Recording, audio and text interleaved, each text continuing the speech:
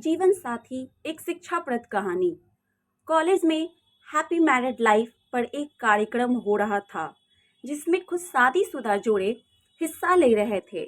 जिस समय प्रोफेसर मंच पर आए, उन्होंने नोट किया कि सभी पति पत्नी शादी पर जोक कर हंस रहे थे।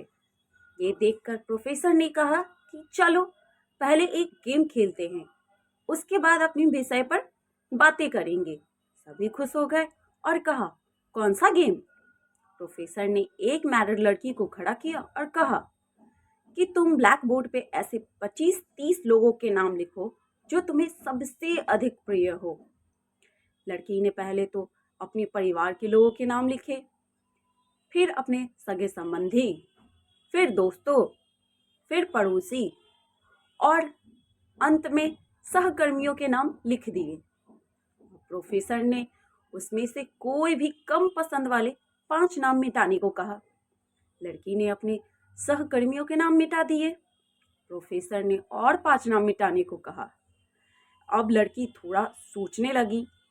सोचने के बाद अपने पड़ोसियों के नाम मिटा दिए। अब प्रोफेसर ने फिर से कहा 10 नाम मिटाने को। लड़की ने अपने सगे संबंधी और दोस्तों के नाम मिटा दिए। अब बोर्ड पर सिर्फ 4 नाम बचे थे, जो उसके मम्मी, पापा, पति और बच्चे का नाम था। अब प्रोफेसर ने कहा, इसमें से और 2 नाम मिटा दो। लड़की असमंजस में पड़ गई। बहुत सोचने के बाद, बहुत दुखी होते हुए उसने सबसे पहले अपने मम्मी और पापा का नाम मिटा दिया। सभी लोग स्तब्ध और शांत थे, क्योंकि वो जानते थे कि ये गेम सिर्फ वो लड़की ही नहीं खेल रही थी। उनके दिमाग में भी यही सब चल रहा था। सारे लोग यही सोच रहे थे। अब सिर्फ 2 ही नाम बचे थे, पति और बेटे का। प्रोफेसर ने कहा, और एक नाम मिटा दो। लड़की अब और भी असमंजस में थी। फिर भी वह सहमी सी रह गई और बहुत सोचने के बाद रोते हुए अपने बेटे का नाम काट दिया। प्रोफेसर ने उस लड़की को कहा, तुम अपनी जगह पर जाकर बैठ जाओ। और सभी की तरफ गौर से देखा और पूछा, क्या कोई बता सकता है कि ऐसा क्यों हुआ कि सिर्फ पति का ही नाम बोर्ड पर रह गया? कोई जवाब नहीं दे पाया। सभी मुंह लटकाकर बैठे थे। प्रोफेसर ने फिर उस लड़की को खड़ा किया और कहा, ऐसा क्यों? जिसने तुम्हें जन्म दिया और पाल पोस कर इतना बड़ा किया, उनका नाम तुमने मिटा दिया।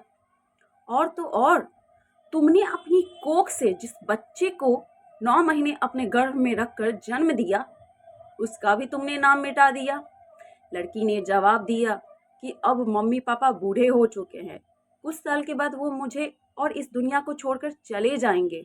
मेरा बेटा जब बड़ा हो जाएगा तो जरूरी नहीं कि वो शादी के बाद मेरे साथ ही रहे, लेकिन मेरे पति जब तक मेरी जान में जान है, तब तक मेरा आधा शरीर बन के मेरा साथ देंगे। इसलिए मेरे लिए सबसे अजीब मेरे पति हैं। प्रोफेसर और बाकी स्टूडेंट्स ने तालियों की गूंज से लड़की को सलामी दी। प्रोफेसर ने कहा, तुमने बिल्कुल सही कहा कि तुम और सभी के बिना रह सकती हो, पर अपने आधे अंग अर्थात अपने पति के बिना नहीं रह सकती। मजाक मस्ती तक तो ठीक है, पर हर इंसान का अपना जीवन साथी ही उसको सबसे ज़्यादा अजीज होता है। अगर वीडियो अच्छा लगे तो प्लीज़ आप लोग सब्सक्राइब करें। आप लोग पढ़ते हैं स्टोरी, व्यूज़ तो बहुत आते हैं, पर आप लोग सब्सक्राइब नहीं करते। तो प्लीज़, हम लोग बहुत मेहनत करते हैं, इसके लिए सब्सक्राइब